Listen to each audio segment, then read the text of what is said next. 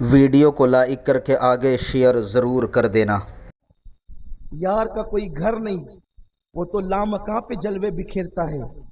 تو یار تک پہنچنے کے لیے خسرو کی کب طاقت تھی، لیکن یار کے پاس پہنچ کر کہتے ہیں او نظام میرے آقا، تیری صورت ایسے بڑے خوبصورت ہے۔ حضرت نظام الدین اولیاء، اچھا کوئی خوبصورت ہو اور اس کے لیے دل میں نفرت ہو تو کبھی وہ خوبصورت نہیں لگتا، لیکن خوبصورت ہو اور دل میں محبت ہو تو پھر چاند بھی پھیکا پھیکا لگتا ہے۔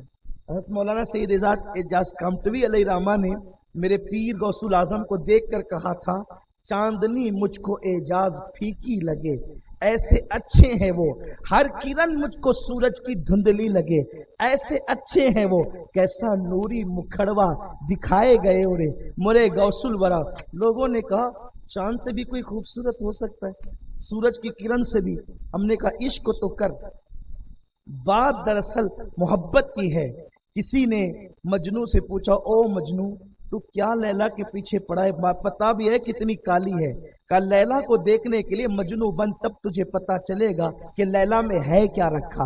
خدا کی قسم اللہ کے ولیوں کو دیکھنے کے لیے سچی غلامی اختیار کر، تب تجھے پتا چلے گا ان اللہ والوں میں رکھا کیا ہے۔ جب تک سعودی کے گنڈوں سے رابطہ رہے گا تجھے اللہ کے ولی سمجھ میں نہیں آ سکتے۔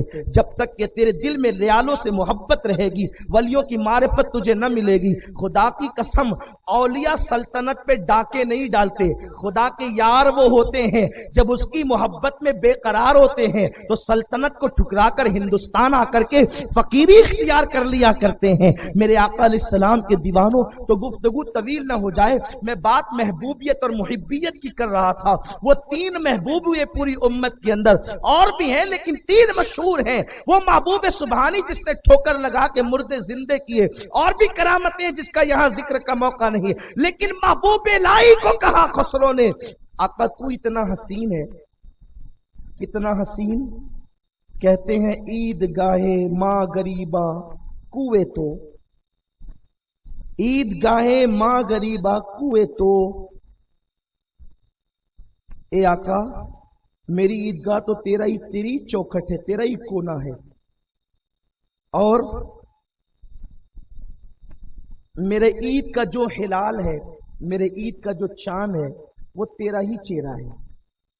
اور ایک مقام پر کہتے ہیں 100,000 عید قربانت کند، 100,000 عید قربانت کند، ہزاروں عید، سینکڑوں ہزاروں عیدیں آپ پہ قربان ہو جائیں، اس لیے کہ آپ کے دو ابرو تو مجھے عید کے چاند سے بھی زیادہ خوبصورت نظر آتے ہیں۔ اتنے خوبصورت تھے کہ بعد وصال جب حضرت محبوب الہی کے چہرے پر چادر پڑی ہوئی دیکھی تو خسرو نے کہا گوری سوئے سیج پر مکھ پر ڈالے کیش، چل خسرو گھر آپ نے سو شام بھئی سو دیش۔ خسرو اب تو تیرا محبوب چہرے پہ نقاب ڈال کے سو چکا ہے، اب تیرا کام ہی کیا، گھر لوٹ جا تو۔ اللہ اکبر، ایسے محبوب الہی۔ کہا دیکھنا یار کو، آپ اتنے خوبصورت ہے تو اس کا حسن کیا ہوگا؟ کہا پھر آ جا، خدا کی قسم آ جا۔ کہاں آ جا؟ کہاں آ جا؟ میرے قریب آ جا۔ اور اپنی چادر اٹھا کر بس سر پہ ڈالی تو خسرو زمین سے غائب ہے زمین پر پیر، لیکن خود کو غائب پاتے ہیں آسمانوں پر، آسمانوں پر، آسمانوں پر، آسمانوں پر، اور تصورات و تخیلات کی دنیا میں پھر لامکاں پر۔ اور جب وہ جلوہ دیکھا اور جیسی چادر ہٹائی تو خود کو پیر کے پاس پایا تو کہہ اٹھے نمی دانم چه منزل بود شب جائے کے من بودم بہر سو رقص بسمل، بود شب جائے کے من بودم پری پہ کر نگارے۔ وہ یار کا یار جو بالکل یار کا بڑا یار ہے، محبوب کردگار ہے، پری پہ کر نگارے، سرو قد لالا رخسارے، سراپا آفت دل بود شب جائے کے من بودم۔ خدا خود میرے مجلس بود اندر لا مکان خسرو، محمد شمع محفل بود شب جائے کے من بودم۔ یہ دوسرا محبوب ہے۔ اور تیسرا محبوب جو امت میں مشہور ہوا ہے اسی کو محبوب یزدانی کہتے ہیں، جسے ہم مخدوم اشرف جہانگیر سمنانی کہتے ہیں۔ کیا شان ہے اس آقا، ہمارے یہاں تو ہر ولی کا مقام جدا جدا ہے، لیکن ابھی ولادت بھی نہیں ہوئی۔ والد کے یہاں 3 بیٹیاں پیدا ہو گئی، ولادت نہیں ہوئی۔ باپ کو چاہیے تھا بیٹا اس لیے چاہیے تھا تاکہ میری سلطنت سنبھالے۔ اور مخدوم اشرف کا جو خاندان ہے نا، اتنا اعلیٰ خاندان ہے کہ محمود غزنوی کا جو خاندان ہے وہ حضرت مخدوم اشرف جہانگیر سمنانی کے آباء و اجداد جو اوپر کی پشتوں میں ہوئے ہیں، محمود غزنوی کا خاندان ان کا غلام رہ چکا ہے۔ اسی لیے آپ اپنے خطابات اور ملفوظات میں کہتے ہیں، خود کہتے ہیں، لوگوں آپ نے اشرف کے خاندان کو سمجھا کیا ہے؟ مخدوم اشرف کا خاندان فرماتے وہ خاندان ہے کہ محمود غزنوی جیسے کے باپ دادا میرے خاندان کے غلام رہ چکے ہیں۔ ایسے بادشاہوں کے غلاموں نے مخدوم اشرف رضی اللہ تعالیٰ کی آباء و اجداد کی غلامی کی ہے، حالانکہ وہ خود بھی محمود غزنوی علوی سادات سے ہے، لیکن ان لوگوں نے غلامی کی ہے۔ یہ سلسلہ نسب ہے حضرت سیدنا مخدوم اشرف جہانگیر سمنانی کا، اس لیے کہ دھتورے کے پودے میں کبھی گلاب تو نہیں کھلتے، اس کے لیے پودے بھی گلاب کے چاہیے۔ تو یوں نسل آئی ہے مخدوم اشرف جہانگیر سمنانی کی، ولادت نہیں ہوئی ہے۔ بابا کا خاندان وہ کہ محمود غزنوی جیسے کے خاندان کے لوگ غلامی کرتے ہیں، اور ماں کا خاندان سرکار غوث العظم دستگیر کا خاندان۔ آپ کی امی جان کا تعلق سرکار غوث العظم دستگیر کی خالہ سے ملتا ہے، اس طریقے سے وہ نسبت جاتی ہے، یا خالو سے ملتا ہے، ایک روایت کے مطابق بہن سے ملتا ہے۔ یہ مخدوم پاک کی والدہ، اللہ اکبر، سیدہ خدیجہ بیگم، بی بی خدیجہ بیگم کا حال ہے۔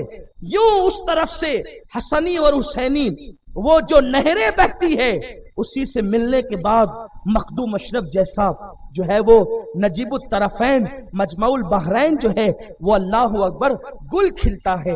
ابھی والد کے یہاں بیٹا نہیں، والد مانگ رہے بیٹا، اللہ بیٹا دے تاکہ میری حکومت سنبھالے، میری سلطنت سنبھالے۔ لیکن ایک دن رسول اللہ صلی اللہ علیہ وسلم خواب میں آئے اور کہنے لگے، بیٹے ابراہیم، آپ کے والد کا نام سلطان ابراہیم ہے، بیٹے ابراہیم میں تجھے فکر مند دیکھتا ہوں۔ پتا چلا کہاں سمنان اور کہاں مدینہ منورہ، اور حضور فرما رہے بیٹے ابراہیم میں تجھے فکر مند دیکھتا ہوں، یعنی میرا رسول مدینے میں رہ کر سمنان میں کون فکر مند ہے یہ بھی دیکھتے، کون خوش ہے یہ بھی دیکھتے۔ کیوں نہ دیکھیں؟ کیونکہ خود فرماتے ہیں کہ جب میں ماں کے پیٹ میں تھا اس وقت میں لوح محفوظ پر چلنے والے قلم کی آواز سنتا تھا۔ یہ میرے رسول کا فرمان ہے، ماں کے پیٹ میں رہ کر لوح محفوظ پر چلنے والے قلم کی آواز سنتے ہیں۔ قبر کے پیٹ میں رہ کر اگر مالیگاؤں اور سمنان والوں کی آواز سنے تو حیرت کی کیا بات ہے۔ ہمارا نبی وہ نبی سب سے اولا وہ اعلیٰ، ہمارا نبی سب سے بالا وہ اعلیٰ، ہمارا نبی اپنے مولا کا پیارا، ہمارا نبی دونوں عالم کا دولہ، ہمارا نبی جس نے ٹکڑے کیے ہیں قمر کے وہ ہے نور وحدت کا ٹکڑا، ہمارا نبی جس کے تلووں کا دھون ہے آب حیات، ہے وہ جان مسیحا، وہ صرف مسیحا نہیں ہے وہ جان مسیحا، ہمارا نبی وہ نبی ہے۔ ہم جتنا ناز کرے کمے کا، بیٹے ابراہیم میں تجھے افسردہ غمگین پاتا ہوں، کیا وجہ ہے؟ کیا اولاد کی خواہش ہے؟ اولاد چاہیے، بیٹا چاہیے؟ انہوں نے خوابی میں اپنے سر کو قدموں پہ رکھ دیا، کہ حضور آپ کریم کرم فرما دے، کہ بیٹے جا تجھے اللہ 2 بیٹے دے گا، تمنا ایک کی ہے 2 دے گا، لیکن قربان جائیں میرے آقا اشرف سمنا پر، توجہ فرمایا ابھی پیدا نہیں ہوئے ہیں، اب میں گفتگو کا آغاز کرنے چلا ہوں، ابھی پیدا نہیں ہوئے ہیں۔ جب ان کے والد نے حضور کے قدموں پہ سر رکھ کے کہا حضور کرم فرمائیں، ایک بیٹا چاہیے، میرے کریم سے گر قطرہ کسی نے مانگا، دریا بہا دیے ہیں، دربے بہا دیے ہیں، کون دیتا ہے؟ دینے کو منہ چاہیے، دینے والا ہے سچا ہمارا نبی۔ کہا حضور ایک بیٹا چاہیے تاکہ سلطنت سنبھال لے۔ آقا نے فرمایا ابراہیم میرے بیٹے تجھے 2 بیٹے ہوں گے، ایک تیرا ہوگا ایک میرا ہوگا. قربان جائیں. ولادت سے پہلے تو بیٹا مانگ رہا ہے نا, بیٹا ہوگا لیکن ایک نہیں دو, ایک تیرے لیے ایک ہمارے لیے. اور پھر کہا جو پہلا بیٹا ہو نا اس کا نام محمد اشرف رکھنا, اور جو دوسرا ہو اس کا نام محمد عارف رکھنا. وہ جو عارف ہوں گے وہ تیری سلطنت سنبھالیں گے, اور جو اشرف ہوں گے وہ میری سلطنت سنبھالیں گے. توجہ فرمائے, بشارت ملی ہے اور دل کی کلی کھل گئی ہے, اور پھر اس بشارت کا سلسلہ اس طرح پائے تکمیل تک پہنچا کہ حضرت ابراہیم مجذوب ایک دن گھر آ کر کہتے ہیں, ابراہیم تجھے بیٹا چاہیے نا, تو ذرا کچھ قیمت بھی دینی پڑے گی. کہا کتنی؟ کہا 1000 درہم دے دے اور بیٹا لے لے. خدا کی قسم یہ اللہ کے یار کیسے ہیں, یہ 1000 درہم پہ بھی بچے بیچتے ہیں, بچے کوئی بکا کرتے ہیں. لیکن جب سے خدا اپنا یار بناتا ہے پھر وہ کہتا ہے یہ خزانے میرے ہیں. رب فرمایا محبوبہ خزانے سارے تیرے ہیں, عرش والے فرش والے دیوانے سارے تیرے ہیں. وہ جسے اپنا بناتا ہے تمہاری طرح اپنا بناتا ہے کہ کبھی بنایا پھر جھگڑے کر کے اجنبی بھی کر دیا؟ نہیں, وہ جسے اپنا بناتا ہے پھر ہمیشہ کے لیے بناتا ہے. یوں تو سب کو اپنا بناتا نہیں, ہر مولوی کو اپنا نہیں بناتا, ہر نمازی کو اپنا نہیں بناتا, ہر داڑھی والے کو اپنا نہیں بناتا, ہر ٹوپی والے کو اپنا نہیں بناتا. جس کے دل کو اپنی محبت کے لیے چن لیتا ہے انہی کو اپنا بناتا ہے. اور وہ جو اس کے ہوتے ہیں پھر وہ اتنے پاورفل ہوتے ہیں کہ کبھی اس سے رشتہ توڑتے نہیں. اگر وقت آ جائے تو علی اصغر جیسا معصوم بھی قربان کر دیتے ہیں, وقت آ جائے تو 18 سال کا علی اکبر بھی قربان کر دیتے. ارے تمہاری جیب سے اللہ کے نام پہ 100 روپے نہیں نکلتے, تم اس کے کیسے بن سکتے ہو؟ وہ اللہ والے ہوتے ہیں جو گھر لٹا کر بھی کہتے ہیں اب تو راضی ہے کہ نہیں ہے. یہ اس کے یار ہوتے. یار ایسوں کو بناتا ہے. ارے تم ایک دن اللہ کی رضا کے لیے نفلی روزہ رکھنے کے لیے سوچتے ہو کہ رکھے کہ نہ رکھے, جو اس کے ہو جاتے وہ 12 سال تک بھوکے پڑے ہوتے ہیں. انہی کو وہ یار بناتا ہے, یوں ہی وہ یار تھوڑی بناتا, اس لیے کہ اس کو کوئی مفاد کی حاجت نہیں. آج سمد ہے وہ اللہ الصمد, وہ سمد ہے, بے نیاز ہے. پھر بے نیاز ہے تو کہتا ہے لم یلد ولم یولد, میری کوئی اولاد ہی نہیں. اللہ کے لیے شان ہے کہ اس کی کوئی اولاد نہیں. لیکن سمجھنے سمجھانے کے لیے ایک فلسفہ پیش کرتا ہوں. اولاد کیوں نہیں؟ اس لیے اگر اولاد ہوتی تو خدا کا بیٹا بھی خدا ہی ہوتا, اور 2 خدا ہو نہیں سکتے. جب 2 نہیں ہو سکتے تو 360 کیسے ہو سکتے ہیں؟ اس لیے اس کی کوئی اولاد نہیں. اور بات یہ ہے, توجہ, بات یہ ہے کہ جب اولاد ہوتی ہے نا تو سب سے زیادہ اولاد ہی پیاری ہوتی ہے. اولاد ہوتی ہے تو سب سے زیادہ, اسی لیے دیکھو بھائی بھائی میں جھگڑا ہوتا ہے اولاد کی وجہ سے. کبھی کبھی میاں بیوی بھی جھگڑا ہوتا ہے. بچہ اسکول نہیں جا رہا ہے, میاں نے آستین چڑھا کے ماری تو بیوی کا مارنا نہیں, ایسا ہوتا ہے نا. کبھی بیوی نے مارتے تو شوہر نے کہا مارنا نہیں. بچے سے پیار جو ہے بیوی سے بھی لڑ لیا. اس کا مطلب یہ ہے کہ جب بچہ ہوتا ہے تو بچے سے ہی بہت پیار ہوتا ہے. قربان جائیں, لم یلد ولم یولد, میری کوئی اولاد ہی نہیں اور میرے کوئی ماں باپ ہی نہیں ہے, کیونکہ اس کی شان ہے. کیونکہ بفرض محال ہو ہی نہیں سکتا. اولاد ہوتی تو مدینے والے محبوب کی تجھ سے زیادہ پیاری ہوتی, بغداد والے محبوب تجھ سے زیادہ پیاری ہوتی, اجمیر والے محبوب تجھ سے زیادہ پیاری ہوتی, سمنان والے محبوب تجھ سے زیادہ پیاری ہوتی.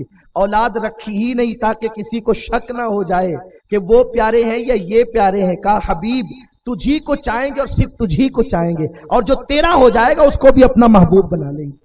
یہ ہوتے ہیں محبت کے انداز, یہ ہوتا ہے طریقہ محبت. خدا کی قسم اس کا ہر کام بے مثال ہے, اس کا ہر کام بے مثال ہے, تو اس کی محبت کا انداز بھی بے مثال ہے. نہ اس کی کوئی تمثیل ہے نہ اس کی کوئی مثال ہے, وہ مثل مثال سے پاک ہے.